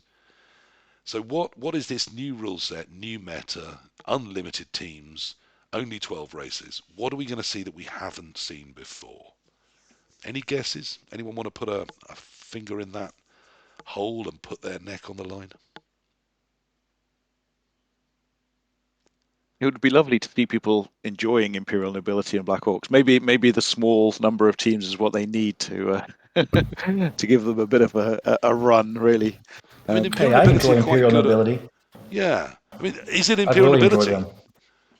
Because I've played them at 4 of the 7 tournaments I've gone to so far. I've been playing them in the league. Part of it, I played Brett's in the league on Fumble, and I was like, I also I had a team because it came with the box. That was really the main thing. I had one, but I do think that they're very frustrating in progression because until you get guard on the bodyguards, they're just awful. And when you get guard on the bodyguards, they're okay. But 2 of the big sharks in Blood Bowl 3 are going to be dwarves and orcs. That's pretty good matchups for them, isn't it? Yeah, no, I mean, just looking at the teams in Blood Bowl 3, if you can get the nobles off the ground, I think they're largely happy. Skaven's going to give you trouble, but you're not going to be running into Wood Elves, which are tough. I think that a lot of those games are winnable for them, but I think that's just looking at the list of teams right now. I think a lot of the worst teams I can see doing better because it's definitely weighted towards teams that aren't great. We don't have there's not. There's dwarves, there's orcs, there's dark elves, and Skaven, I guess, are the teams that should do best. But after that, it's teams that can take some time getting up. I imagine humans will do reasonably well. And of course, pro elves with their incredible throwing game. Yes. Their blitzers can throw as well as a dark elf runner. I mean, what more can you want? Well, frankly, can't we all? And that's one of the interesting things about this rule set. We do need to come towards the end of our time, really, but we are, as I said, change is constant and it's inevitable. It is one of the unique things of life, is that change is something we all go through, and yet it's something most of us are very, very resistant to. We had a lovely point go through from BB Jock saying that veterans of Blood Bowl 2, of any kind of Blood Bowl, are going to come to Blood Bowl 3 because of the new rule set, because of the multiple rerolls in a turn, because of those, perhaps and things like passing having its own stat. There's a lot of traps within this rule set, isn't there, for a new player? Isn't anyone with any experience at all going to be able to be, pretty reliably good at this game compared to just someone picking it up for the first time? Isn't that the good news of this change? Yes. Is that good news? Well, isn't it? I mean, it's good news individually for those individuals, isn't it? For the experienced ones, yeah. I mean, is it any different than how it would have already been? Because, if someone's walking into Blood Bowl 2, there's traps there as well. We just don't think of them that way because we've played that rule set for 15 years. Okay. Yeah. And so, I mean, I don't think that that's a particular difference, except for that Blood Bowl 3 is going to have a huge influx of people who haven't played Blood Bowl much before just because it's a brand new game, just like Blood Bowl 1 did, which, hey, I was one of those people. I'm still here. Blood Bowl 2 had it, and Blood Bowl 3 is going to have it. So, there's definitely going to be a period where there's going to be some opponents doing interesting things against you. There will be occasional nonsense, won't there? And those occasional nonsenses will be more nonsensical because of the multiple rerolls per turn. So you can go for a smaller percentage play, and that'll be fun. Yeah, and that will work some. Which is so weird to me because so many of their other changes were taking away those long shot plays, making them harder, and then it's like, well, but we're actually going to let you reroll everything. I mean, the same with the skills. They said, well, let's take all the randomness out of skills, unless you really save up, and then we're just going to make it entirely random. Very, very weird at times, some of this rule set. And the other change I don't think has been mentioned at all is there's been marginal changes to the kickoff table, again making it less random. So that'll be. I think what'll be interesting is the changes that you don't really notice until they happen. And so until you can't use dodge on a blitz result. Now there used to be a triumvirate of doom on Blood Bowl 2 in the Twitch scene. 3 absolute gobshites that would never shut up about how overpowered kickoff results were. And I got so tired of telling them how wrong they were. The 3 pillars of misinformation that were Space Cadet, Artemis Black, and Eliod. Whoa! Now I've recently heard a small ginger gnome talking on his stream and saying, I think PC may have been right all along about kickoff results. I'm not sure those words ever passed my lips in either direction. I was eagerly awaiting the name and shame. They got over-nerfed, didn't they? Sorry? They got over-nerfed, didn't they? Oh, yeah. So I was, I think, I was probably in favour of kickoff events being nerfed a bit for sure. But I feel like I was slight mischaracterization along with certainly with Artemis. I didn't know too much about what Space's views were. But yeah, I mean, Artemis is an extremely hard line. Kickoff events are terrible. I was pretty happy and still be happy. I think they should be in the game, right? But yeah, definitely over-nerfed anyway to get to the point. Yeah, Blitz in particular, right? So what are the big changes? So fewer players to move on the blitz, right? Fair enough. That one seems like the solid defense now instead of the perk defense. That one seems fairly sensible. But then no rerolls. I mean, okay, fine, fair enough, I suppose. But then no skull rerolls. Like the thing is about the no skull rerolls is not only does it seem pretty bad for balance, like the blitz is now like really pretty bad, right? But also it seems so. And to come on a little bit to the part about newer coaches, it seems so inconsistent, right? It seems so not obvious. It's not natural. It doesn't feel right that my elf with dodge can't use dodge. Like, who cares if it's a turn, if it's an actual turn or a blitz turn? It doesn't matter, right? It should be able to use it. So yeah, terrible change, I think. Just, I do agree with you about that. Just a point in passing from the Twitch chat. When you talk that fast, it makes it obvious that you're guilty. Yeah, fair. Get out of here, chat. Chat always wrong. Chat are never on your side, Elliot. We've all witnessed that, and rarely on mine. Is this a thing? Kickoff results. I mean, the whole kickoff table's changed. We've lost fan factor and fame. It's all we've got fan factor still in a weird way, because it looked like they were changing the kickoff table. Got to about 10 and went, should we knock it on the head? And then came back the next day and realised there were still 2 that used fan factor. So they had to still leave fan factor in the game. But really, it's for results 11 and 12 on the kickoff table that you have to work your fan factor out at the start of the game. People just forget it on Don't tabletop. make me they do roll, that. They roll the dice and then immediately forget because it's so irrelevant. It's one of the reasons that you have to have a book to write it down, because there might be one game in 4 you need to go, oh yeah, we've got a fan factor still, don't we? What? Oh, apparently mine was 1. What do we now do with that? So it's another one of these areas where the rules were just seemingly really inconsistent, weren't they? And on the kickoff table as well, I think one change that people might expect is the prayers to Nuffle having any impact at all, but it is generally irrelevant and is a lot of words in the rule book for very little impact. I had one. My last prayer to Nuffle experience was not that. Okay, it did have an impact, did it? Yeah. No, I was playing. It was in the last tournament I went to. It was my first game, and I was playing against Norse, and they got the Knuckle Dusters, so Mighty Blow. Mighty Blow. And then the random Mighty Blow lineman just crushed. Well, of course he did. And it's one of the things about prayers. There's 1 or 2 of them that can really change a game. Even then, it's not reliable, but they really can. But the vast majority are just toilet, aren't they? Yeah. They don't even necessarily advantage the team that gets them. I remember someone somewhat vitriolically contacting me, having experienced my dwarves stalling on them, saying that at least in the new rules I wouldn't be able to do this because stalling was now going to be penalised. There is at least that, isn't there? Who's laughing the hardest? It's you, Mike. You're laughing the hardest. Tell me why he's wrong. I just have so much... Yeah, because I was a Blood Bowl community on Facebook admin for 10 years, and it just wound me up nuts. The one thing that was guaranteed to have 170 responses was something about stalling, and it's just ridiculous. And and then Blood Bowl 2020 rules came out, and supposedly there was some sort of impact on stalling or some definition of stalling, but it's just so annoying. Okay, so we need to lower our expectations of prayers to Nuffle having any impact on the game whatsoever, unless we're Bazakastine at the Las Vegas Open, when of course they will. Absolutely. I think most Diced Man in Blood Bowl is a title that you're way down the queue for. There's about 20 of us ahead of you, and I say us because I'm in it. But yeah, prayers are utter trash. Coaches and coaching assistants. Anyone understand what happened there? You can rent them now, which I think is good. And I hope that's in Blood Bowl 3 because, 10, 20, 30k difference in teams, you've never had anything you can do with that. And at least now you can throw it on an assistant coach or an assistant cheerleader. And after you've done so, you can think, what an utterly, utterly pointless thing I've now done that will have zero impact on anything ever.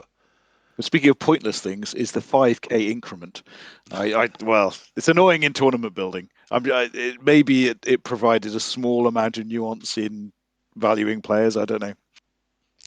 But, so now the 5k is back, which has been here in prior rule sets and is back again.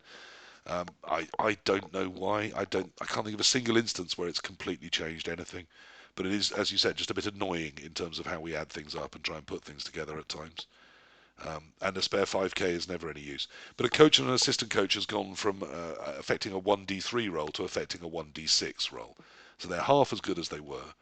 They're twice as expensive to hire as an inducement as they should be. And even then, they're most likely to do nothing. Cheerleaders now affect the prayers to Nuffle winning on a kickoff table.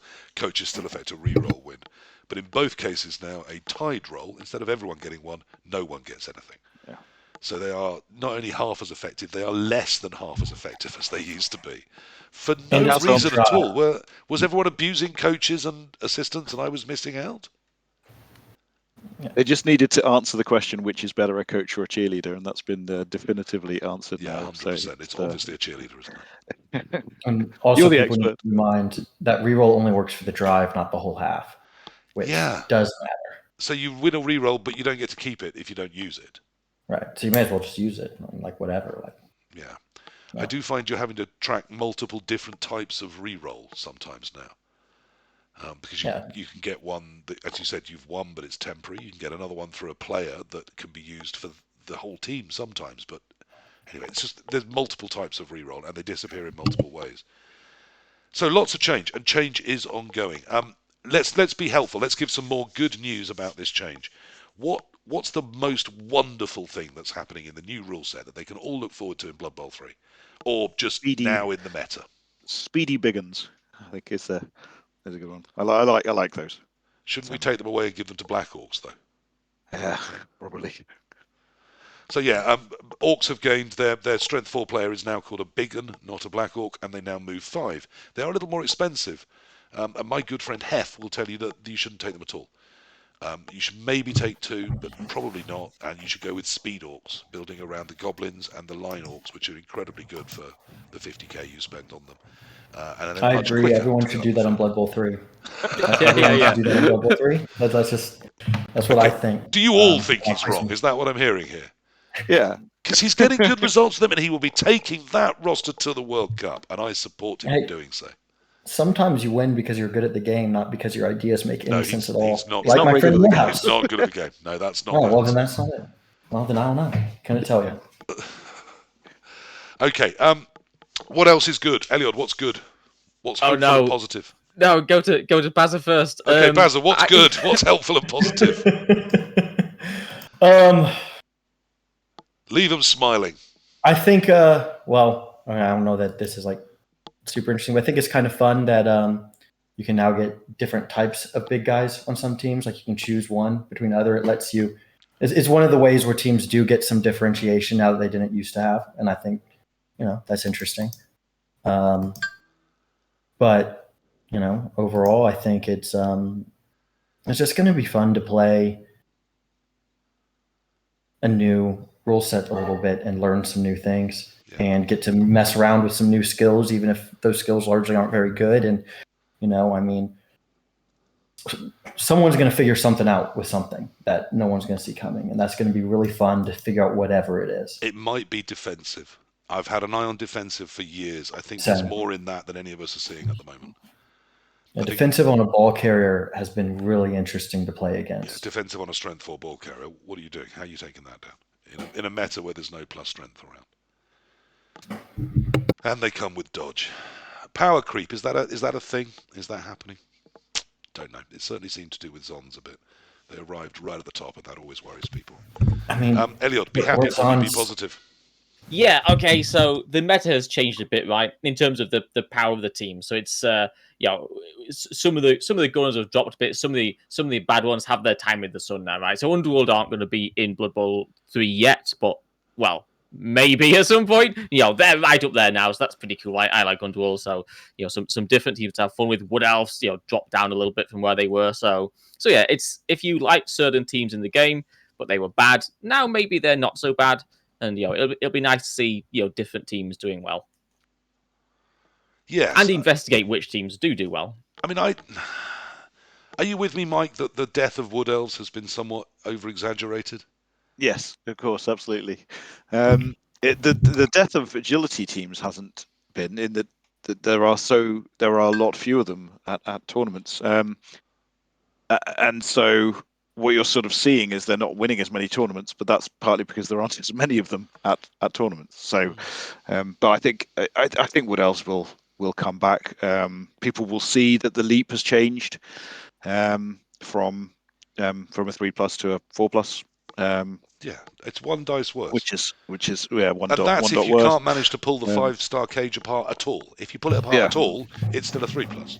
Yeah. One thing I'd recommend going into it with the changes is like look at some of them not as, oh, this is worse than it used to be, so it sucks now. Look at it as if I was learning the game now and you told me on a 4+ I can hit a ball in a cage, I'd be like, that's pretty good. Yeah. We're saying with the claw and mighty blow not stacking. The fact that one works on AV and one works on injury, it's still good. It's just not as good as you think it should It's be. +2, +1. That's all it is now, which is still incredibly good. It's still very, very dangerous. And I think it's brilliant that we've gone 80 minutes, 90 minutes, however long it is, without mentioning jumping at all. Well, I got close twice, but I veered off each moment. Do we need to tell them about jumping? Do they need to jump? Jump. I'm presuming they're not as indigenous as David Bowie, by the way. Jumping's something you know exists, but forget until someone actually does it against you. Yeah. Dwarf runners are my most common people are jumping against me. Well, dwarves can't jump, but witches can. And I have found genuinely with Dark Elves, not every game, but maybe tabletop 1 game in 3, I'm finding a hole through jumping that I wasn't finding otherwise. And it's giving me a sort of agency to get into cages, to get into positions, to get through lines that I just didn't have beforehand. I'm loving the jump, I'm all about jumping. Yeah. You're looking surprised, Elliot. It's not been high on your radar. You've played a lot of 2020. I've not jumped yet. I think it must be me at this point. I think I must just be missing it. You know, I'm not adapting properly. Do you not have someone to jump with? Is it like the boobies? yeah. I'm afraid I'm just sitting there on my own. You know, my entire team's been cast off the pitch. You know, no one left at all. But yeah, I'm yet to do a single jump, sadly. So yeah, I'm sure I've missed some, right? Obviously, but and is it because you don't think about it? Yeah, I guess so. Yeah, I guess so. Yeah. I think you need to find a winning position and just deliberately do a little jump. Just get yourself over that hump. Like I've misclicked jump on fumble before and been like, oh, what's happening here, and then cancelled the action, but I've never actually fully committed. We've all had those mistakes, you know, where you have to change the sheets. It's very normal. It's a natural process, Elliot. But for me, it's like a post-it note. Like whenever I have a wizard on tabletop, I need to have a big piece of paper that says "wizard" in big letters. And so if you just cover your screen with post-it notes saying "jump, jump, jump," then you'll be fine. Yeah, I find it. Not a bad idea. I played a certain gentleman coaching tip. at a tabletop event, and we had rolled, and it was a blizzard, and I didn't have. Nowadays, I have a notebook that I write down certain key things on because I don't have. Some people have those dice that you can change to show you what the weather is. I don't have one of those. I should get one, but at the moment I write it down on my notepad because in this game he must have done 8 go for it, and I never once remembered it was a blizzard. And the minute I did my first go for it, I rolled the dice. It came up a 2. I went, "Oh, that's funny." He went, "No, blizzard." I mean, I did a French accent completely randomly. I'm not saying he was French. He was French. But yeah, suddenly blizzard was noted on every single go for it I ever did, but not on the ones for him. Luckily, the computer handles all of that in Blood Bowl 3. Any more good news? Anything else to keep these people happy? They're facing a whole new rule set. We've already said you're going to be better than the brand new people. It's not going to be different. It's going to be Blood Bowl. You know some of the changes. You've heard all about them. Some of them are not as big, not as impactful as you think they are. Most of the big changes are behind the scenes. So you'll have the time between games to get your head around them, to decide what to do, to not be able to resist a random roll and completely wreck your team. It'll be that you'll have time to do that. During the actual game, it's all going to be really, really similar. What's our final parting message on change? On changing what we're doing, how we're playing the game we love into a slightly new version. We've all changed. We've all moved from one form to another. What is our message? What is our hopeful plea to these people? Help them change. I'm going to come to you in order, starting with you, Colin. Y'all should be excited that anytime something goes wrong, you can just blame it on the new rules and not yourself. Excellent. We've all got that get out of jail. It's the new client, it's the new rules. I clicked it, they got it wrong. Not on me. Brilliant. Elliot. Yeah, change is good, and it's nice to have some change. But ultimately, it's still Blood Bowl, so you'll all be fine. I have been around a long time. I've been playing Blood Bowl on Fumble since 2003. Not at the very start. I came about 6 months late, but I've been there a long, long time. I've seen a lot of rule sets change, and I've seen a lot of people say, yeah, but this rule set, I'm going to show what I can do in this rule set. It tends to be the same names at the top of the lists 3 months after the rules have changed.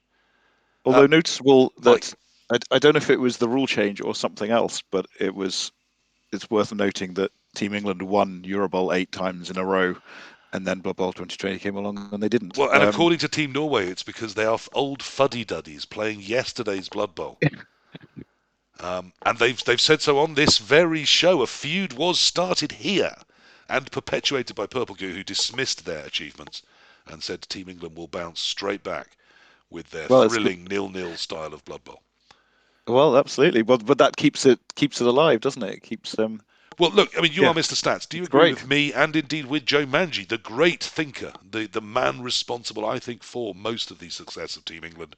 I think the rest of them are just pretty chaps that stand at the front. He is the Gary Barlow of the Team England setup in my mind. He said to me that he thinks Blood Bowl 2020 is a bashier rule set, that it favours people who want more aggression in their Blood Bowl, who go more aggressively for the plays, for the positions. And that might be why Team England's will get 5 draws and 1 win, and that will do. That might be why it's yesterday's news. How are you feeling about that? Yeah, I think that's fine. It's interesting looking at. Just mentioned the stats. I was having a look, and what has happened is that the win percentages have narrowed. So I don't know, and I don't think that's just because of quantity of games, but although it might be because I know that would go the other way, wouldn't it? If you had a smaller quantity of a wider range. So you see, Goblins are still the worst, but their percentage win rate has gone from 34 to 38. Underworld are an aberration, but otherwise, so if you look at the graph, it's narrowed. So you have more of a chance with more teams, and teams are less dominant. So I think my ideal tournament would be 240 people. Each one taking, me showing I live in the past of 24 races, but anyway, 28 races, each race being represented the same number of times, because you've got an equal or a reasonably equal chance of winning. And so you play a tournament and you play 6 different races in that tournament with your race that you are using. And so from that point of view, narrowing the win percentages is a good thing. So if that's what's happening, then that's a good thing. I'm weirdly liberal on this. I mean, I also agree. I always thought what was exciting about this rule set was everyone was going to end up playing the same Blood Bowl. That even in leagues and even in open play, if we get redrafting, and will somebody please give me redrafting? This rule set was written for redrafting. Anyone that reads this rule set that knows anything about Blood Bowl goes, well, they've written redrafting into every aspect of this rule set then, haven't they?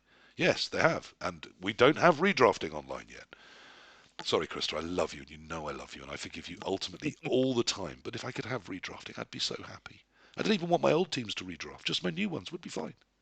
Anyway, someone at some point will probably give me redrafting, and if not, I'll just die unhappy, and that's fine. Other people will have redrafting after I'm gone. But without redrafting, we're not getting it. But I thought what we were really going to get was in leagues, on open play, and in tournaments, we were going to all be playing Blood Bowl at roughly the same tournament team value. Somewhere between 1,200 and 1,500, pretty much everyone was going to be playing their Blood Bowl, like 90% of the time. You'd build a new team and fairly quickly you'd be up in that range, and if you got too high up, your season would end and you'd be pulled back, and you'd keep bouncing through those ranges. Tournaments seem to fall naturally in those ranges anyway. When the prices changed, they moved the money up a little bit so that the teams could put the skills on and end up in those ranges. And I thought, fantastic, suddenly we're going to have Blood Bowl that's much more uniform. It's going to still have its diversity of race, of build, of technique, of meta, depending on the system, on the rule set, how long you've got, whether it's open-ended or not. But we're all going to be playing not that dissimilar. We're not going to have some people playing 1,200 Blood Bowl, while on Blood Bowl 3 everyone's aiming to be 2,400.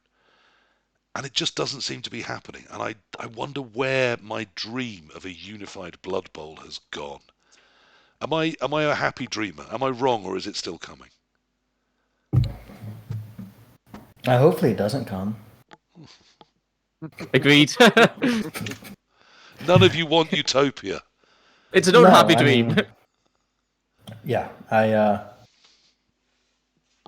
I'd much rather be playing a lot of games at 15 to 1,800 than 12 to 15, personally. So, I don't really want it to be... I like redrafting. I just don't like quite how strict it ends up being. Okay. Mike, you're with me, aren't you? My dream of everyone doing the same thing. My thing. The way I say it should be. It would make the stats a lot easier to understand. Come with me into my future of uniformity, brother. Your stats will make sense, and I will have the Blood Bowl I dream of. Elliot, you're outside more of this, useful skills would be good. It's because what they've done with if they're making the races more viable, just more viable skills would have been useful, but that's not where we are. No People Fumble will see. Rooski and Armbar. No, absolutely. So it'll be interesting to see what happens. Will people take these a few times? Well, not Armbar, obviously, but there's various different Fumble Rooski theories, aren't there, about it being the replacement for good passing? But no, they're wrong. Yeah. I mean, I do think there might be something in defensive. I think I didn't spot how good wrestle was going to be until it arrived. So there's room for me to be wrong and for everyone to be wrong. And maybe you're right, and Fumble Rooski will surprise me, and suddenly everyone's going to be Fumble Rooskiing. But they're not, are they? Whereas defensive, there just might be something there that I'm not seeing yet. Colin? I remember noticing when I started playing Blood Bowl 2 is how much more Juggernaut was being used than I ever saw it on Fumble. And it's because like people tried, it wasn't new to them, and they saw like, oh, this can do these things. And I was like, that's cool, because it eventually started getting used more there. But yeah, some of them, I mean, running pass, I think I've used it once and I didn't need to. I just wanted to. Yeah, exactly. And that's when you start with it. Right. Yeah, right. That's when it's given to you. A safe pair of hands. I mean, I think that's another skill where there might be more in it than we're seeing at the moment. I think ball carriers might be moving it slightly higher up their priority list. But I don't know, and I think that's glorious about change. So they are facing these changes. 10 days from on, we will all be streaming Blood Bowl 3. We will all be watching as new players come on and get humiliated by Elliot with his 2,200 TV Team Chaos with their 8 skills each. Oh, Dark Elves, please. Is it Dark Elves? Is that the way you're heading? Oh yes, yeah. Blodge step the guard across the team. Dirty Player Seeker gets 3 of them, 4 of them. Let's go. I've got a sneaky feeling that once you've got about 3 or 4 guard on Dark Elves, you don't need more. And at 40 TV each, I think they might be inefficient once you've got more than 3 or 4. I guess. You're not trying to win the fight. You're not trying to be dwarves. You just need it where you need it. Surely. Maybe my instinct is I find it hard to turn down more guard, right? But maybe that's an artifact of the old rule set. I've recently joined the, and if you haven't, you should, if you're in any way connected to the Irish or think of them in any way fondly. I've recently joined the Irish Discord server, which is a lovely place. Hey, I'm there too. Very big, active community of Blood Bowl players and lovely Blood Bowl players. And someone did jovially ask me whether I was actually just Kalorn's alt account. And one of the ways they asked to check is they asked me the simple question, is guard always the right answer? And I didn't have to think very hard before I said, no, it isn't. But it's never the wrong answer. And I think now that guard also assists on fouls, I stand by that even more. I think there's a time you can put guard on something and regret that choice. It is such a good skill. Right, we must wrap up at some point. I've already taken an hour, 45 minutes of each of your lovely evenings. I think that's more than enough time. We're going to say goodbye. I'm going to give you one. I've done this 8 times already. We're going to have one final sweep. Your goodbye message to the world as they embark on Blood Bowl 3. Let's go to Vazakistine. Colin, what do you want to say? Well, I was sent a message that I was supposed to tell y'all all how busted Glottal Stop apparently is. So that's what I'm saying, apparently. Okay. Elliot, your news to the world. My news to the world is similarly specific. Fumble Rooski on Halfling Hefties, maybe for the one turn. Mike, San, my message to the world. News. Yeah, play some Blood Bowl 2020 rules and then sign up for the World Cup before the beginning of May. I think you've got until the end of April to sign up to come to Alicante in Spain and join the 2,000 people or whatever it's going to be for the biggest Blood Bowl thing of the year. You absolutely do. And I've mentioned this before, but if you have no one to go with, if you are a Ronin like me, a member of no league, then on my Discord, which you can always find just underneath my Twitch, there is a link to my Discord, or ask virtually anyone on Fumble or any other Discords, they will be able to link you and invite you in. I am putting together a squad of people that have nowhere else to go, no one to go with, but still want to go to the World Cup, and we will go as a team. So if you want a seat, if you want to go and game with other people, you will not be judged, you will be welcomed, and we are putting people together there. Squad Chaos are also doing the same thing, and they are lovely, lovely people. You will always be welcomed on the Squad Chaos Discord and in a Squad Chaos team. I suppose my message for people with Blood Bowl 3 is just what we've all said. There is change, and none of us feel good about change. But actually, it can be a joyful process. In Tarot, the card of death also means rebirth. It also means a fresh chance. The death of something bad, the death of something ossified and stale and old, can be a good thing. It can be a chance for new, wonderful opportunities to spring forwards. Or, as Elliot's desperately hoping, it can be a chance for 19 out of 20 people on Blood Bowl 3 to be absolutely new to Blood Bowl and have no idea what they're doing, whilst he ruthlessly smushes them and chortles away. I think secretly we're all hoping it's like that for all of us. What a lovely thought to end on. Blood Bowl will always change, but it will always stay the same. That's why we all love it, I suppose. It's got our hooks into us. As long as that randomness stays with the tactical element, I suspect the same people will end up at the top of any list. That's been One World, One Blood Bowl number 24. Just on change. Nothing particularly major. Next time, we're going to have, I believe Elliot's going to hopefully rejoin me in 2 weeks' time. We're hoping to have the lovely Andy Davo and also someone else. Oh, Jimmy Fantastic, that's right. Little known, quite new at the Blood Bowl scene. And that's going to be about 4 or 5 days after Blood Bowl 3 launches. So we might want to chat a little bit about that. Hopefully see you then in 2 weeks' time. If not, that's been us. I hope you've enjoyed it. It's good night from me and good night from everybody else. Bye.